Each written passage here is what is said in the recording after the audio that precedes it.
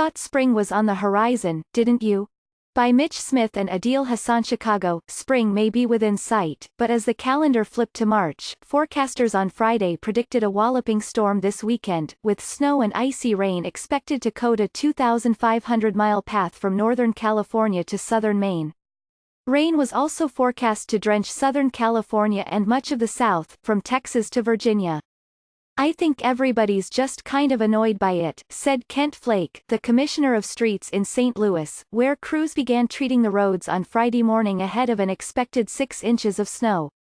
Mr. Flake, an 18-year veteran of city government, said he could not recall a St. Louis winter with more storms.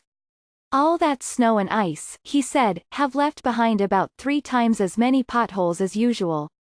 But in California, the prospect of cold, wintry weather was met with a mix of wonder, worry and, in the mountains, where wet winters translate to great skiing and snowboarding, glee.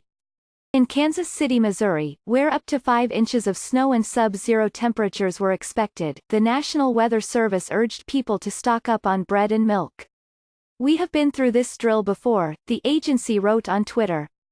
In Peoria, Illinois, where snow was possible on Saturday into Sunday, the city sought nominees for the Golden Shovel Awards, honoring residents who are going above and beyond to keep the sidewalks clean, and in the Minneapolis area, where the snowiest February on record just ended, according to local news outlets, March began with more snow and frigid temperatures.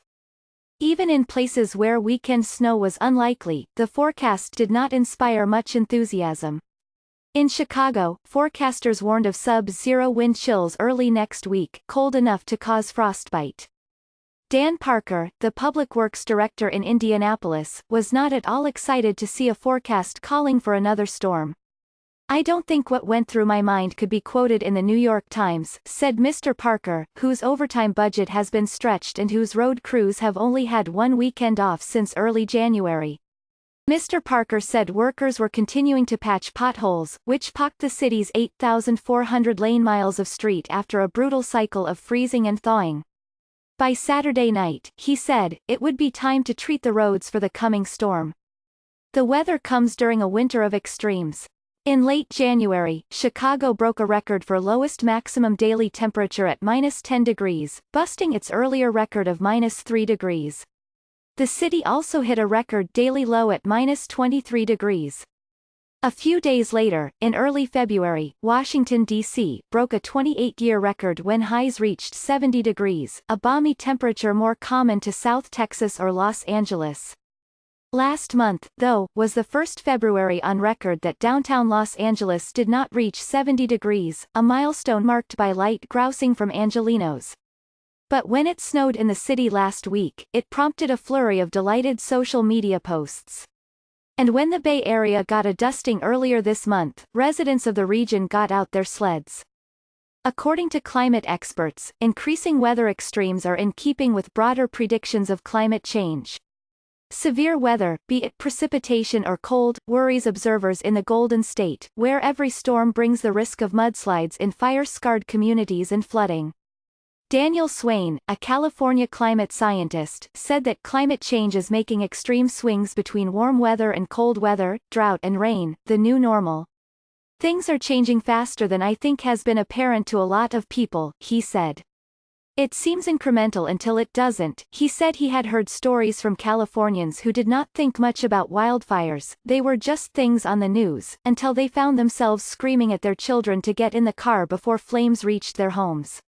He said he had also heard from South Lake Tahoe residents who had owned their homes at lake level for decades and who said that they had noticed their yards were getting blanketed less and less frequently. So when it does snow in years like this, the contrast is more marked. And the mere fact that such changes are detectable within a human lifetime is remarkable. Increasingly in California and elsewhere we're seeing anecdotes that are lining up with the physical science evidence, Mr. Swain said. The last 30 years have changed a lot more than the previous 30 years, and we expect that the coming 30 years will change a lot more than the present 30 years. In the Pacific Northwest, where in some places February was the snowiest month on record, the last leftover piles of gray, ice-hardened snow had just about disappeared Friday. The sun was shining in Seattle. People sighed and stripped to short-sleeved tees. But, it turned out, winter was far from over. In parts of Oregon, the governor declared an emergency in 10 counties this week as snow and ice descended. The forecast for much of Oregon and Washington in coming days calls for a mix. It will be sunny in places, but continue to be colder than average, so some stubborn slush piles could last.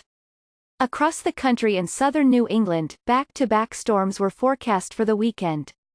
A low-pressure system was expected to move in on Saturday morning, bringing several inches of snow to parts of Massachusetts, Rhode Island and Connecticut. Boston, where snow that had fallen earlier this week had just begun to melt on Friday, was expected to receive 3 to 6 inches on Saturday, while 6 to 8 inches were predicted for some areas south of Boston. Lenore Correa, a meteorologist with the National Weather Service in Boston, said the snow would be wet and sticky, especially along the coast and in southeast Massachusetts, making driving conditions worse and increasing the likelihood of felled trees, downed power lines and power failures.